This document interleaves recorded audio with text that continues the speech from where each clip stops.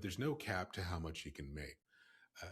When you look at your cash flow, going back to again to step one, and whenever people are looking for ways to boost their cash flow, a lot of times people will focus on the expenses first because they think that's easier. Problem though is you can only cut your expenses so much. There's a cap to how much you can cut, but there's no cap to how much you can make. There's no limitation there. And you're actually better off spending the time and energy figuring out ways that you can create income. And this is probably something that seems counterintuitive, but in a way, it's actually easier to create more income than it is to try to boost that cash flow by just cutting your expenses.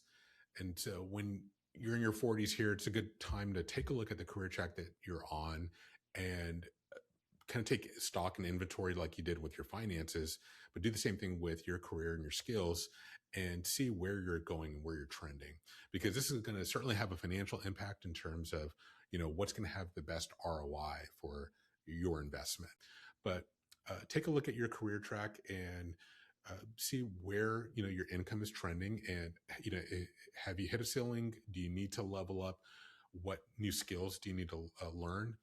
Do you find your work is satisfying and meaningful and fulfilling, or are you getting burned out? And so take that time to reflect on that and where you're going and what do you want to do maybe this year as just a first step to get the ball rolling in that direction.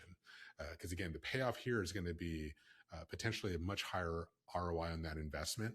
And if you can boost your income, that's going to just solve so many other goals and problems for you financially and just make it a lot easier for you to just do a lot more because with more income, it just takes care of so many issues.